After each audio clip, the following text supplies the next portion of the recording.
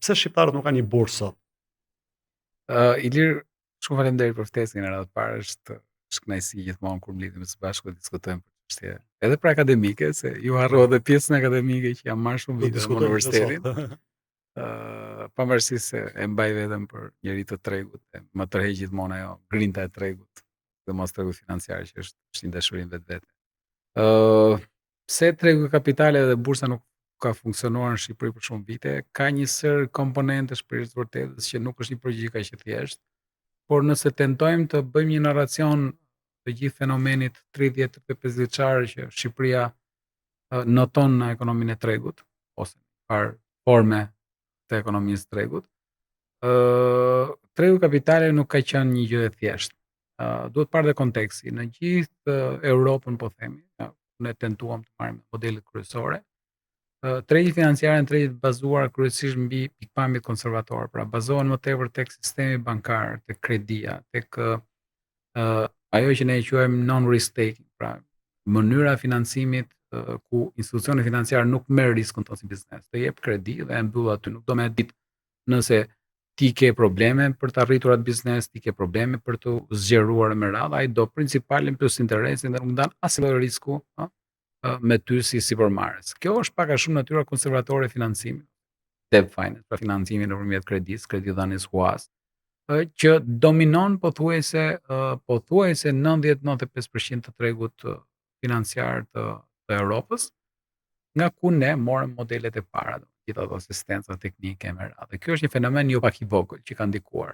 Tu bën përjashtim vetëm kuptohet nëse marrim Europën dhe i rrim analizës e Europës, bën përjashtim Britania e Madhe, që ka një totalisht model anglosakson, ata i japin për të shumë tregu kapitaleve, risk taking, pra marrin risk, ndajnë risk, janë të gatshëm të hyjnë në strukturat aksionere të sipërmarrjeve, sepse kjo është edhe të bërit biznes tamam, kjo ka një farë, sepse kjo formë e financimi, që quhet equity finance ose financim nëpërmjet kapitalit, nëpërmjet ndarjes së riskut, është një formë që është shumë pak e kushtueshme, pra është më e lirë nga pikpamja e kostove për sipërmarrjen dhe jep normalisht gaz shumë më tepër, shumë shpejt, pra ka një multiplikator të zhvillimit të sipërmarrjes shumë më shpejt. Tash bën përjashtim Britania dhe deri diku bën përjashtim edhe Polonia, pra janë dy tregje europiane që janë më tepër. Bursat ekzistojnë nga Kopenhagen në Budapest, nga Ljubljana, përveç Shqipërisë dhe do vi aty, përveç Shqipërisë dhe Kosovës që është shteti i ri, që nuk ka një bursë aktive. Shqipëria e ka, por nuk është se e ka aktive. Gjitha vendet e tjera se diskutohet. Dhe aty doja të dilja. Pra në gjithë këtë konglomeratin e vendeve europiane, po them, këtu nuk po përjashtojmë ndoshta edhe Rusin për shkak të ish bllokut komunist. Në të gjitha këto vende kemi tregje kapitali të zhvilluara, pra kemi bursa të ndërtuara, të krijuara, të cilat mirë apo keq ushtrojnë një farë funksionalitetin e ekonomisë. Dhe të çojnë aksesin kapital të Pikërisht pra, ka një farë funksionaliteti, por gjithsesi dominohen nga bankat. Absolutisht veç dy shteteve që unë ju përmenda, pra Britania e Madhe dhe që janë modele tamam anglosaksone financimit të ekonomive, siç është Shtetet Bashkuara të Amerikës, siç është Hong Kongu, siç është Singapori e me radhë, janë shtete dominuara, janë ekonomi të dominuara nga financimi nëpërmjet huas, nga sektori bankar me radhë. Tashi, edhe në këto vende ka bursë të krijuar, përsëri dominojnë bankat, se ato ja ofrojnë të njëjtat shërbime, sepse bursa kërkon edhe shërbime ekstra, pra nuk mjafton vetëm pjesa e përputhjes së kërkesës ofertës për blerë për çitur aksione apo për të rritur kapitale. Kërkon shërbime kujdestarie, kërkon shërbime pagesash, se blesh aksione të paguash paratë me radhë, pra dhe bankat janë all in one, duke qenë shtete të vogla, bankat nëpër Europë janë banka universale. Nuk janë si nëpër tregjet e mëdha, ku bankat specializohen, bankë bujqësore dhe s'merren me gjë tjetër, merren vetëm me fermer dhe me asnjë gjë tjetër. Bankë investimesh e cila Zoti Rama ka premtuar bankën bujqësore. Okej, ajo është debat tjetër, se ka dhe një ndoshta arsye sepse është investuar në atë drejtim për shkak të problemeve që ne patëm me IPARD-in me financime nga ngeli ekonomia shqiptare, një pjesë e rëndësishme e ekonomisë shqiptare që është bujqësia pa financime. Buxheti nuk e përballonte dot. Ju përjelloj. U pa arsyeshme që duan, dhe për mua mirë kanë bërë, po është debat tjetër. Pra dua të kthehem te tregu i kapitaleve. Një tjetër gabim që ne bëm ndoshta në vitet e para të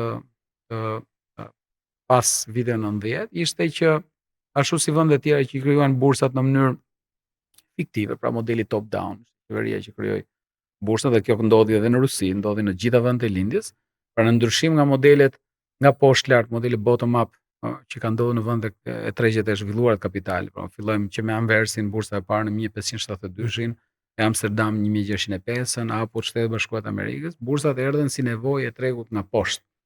Bursat kanë lindur për kuriozitetin e publikut, kanë lindur dikur në për kafenet afër porteve, sepse duhej që të nisej ania për të bërë udhëtimin e radhës, për të eksploruar, për gjetë toka të reja, prona të reja, mallra të rinj, duhet kishte kapital, duhet paguaj ekuipazhi, ai shefi anijes e merr edhe kompanitë e sigurimit. Edhe kompanitë e sigurimit. Aty kanë lindur shërbimet e parafinanciare, pra kërkoheshin produkte nga më të ndryshmet që të ndahin risku.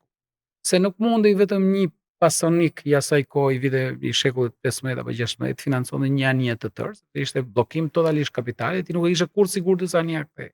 Pra duhet të ndajë riskun, që bëheshe me 3-4 miq, vini shkruheshin nëpër tabela sa qese Flori vuri Artani, sa vuri Iliri, sa vuri tjetri, dhe mbaheshin shënime nëpër regjistra, në mënyrë që ania kur ikte, kur kthehej me pasuri që merrte nga India apo nga vendet nga Amerika Latine me radhë, i dim to historinë me kolonizator, pastaj merrnin feedback, merrnin kthimin mbrapsht. Kjo ndarje e kapitalit, ndarje e riskut, ndarje edhe e fitime pastaj në bazë të riskut që ishte marrë secili, pastaj filloi edhe krijoi premisat për bursat e para, dhe bursat e para, thash edhe një herë, kanë qenë nëpër kafenet të afër porteve, sepse aty shkruheshin me shkunc, me tabela, njerëzit mblidheshin edhe tentonin të blinin apo të shisin aksionet e sipërmarrjeve ku ishin bërë pjesë. Kështu që kanë ardhur në këto vende zhvilluara, bursat kanë ardhur si nevojë e tregut nga poshtë, nuk janë krijuar nga shteti. Ndërkohë që në 90-ën, mbasi ndryshoi sistemi nga një ekonomi e centralizuar drejt ekonomisë së tregut, në vendet tona, duke filluar që nga ish Republikat e Bashkimit Sovjetik, pra Rusia, Moska me radhë, deri në Maqedoninë apo Malin e Zi këtu ngjitur, bursat u krijuan nga shtetet për të kapur kohën e humbur dhe për t'i dhënë një mundësi kapitalit apo sipërmarrësve të ishin bashkaksioner. Çfarë ndodhi? Për t'i furnizuar dhe për t'i bërë sa më aktive, u kanë realizuar procesi i privatizimit. Pra, aksionet e para të kompanive që u listuan në të gjitha këto vendet e lindjes, bursat e vendet e lindjes, kanë qenë aksionet të procesit privatizimit, për ta bërë më të thjeshtë.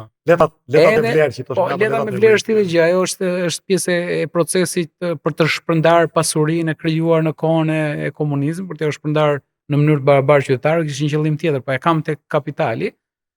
Por ta bërë më thjesht, Bankë Kursimesh, ne Bankën e Kursimeve e privatizuam në 2004, që e morë Raiffeisen qërësot.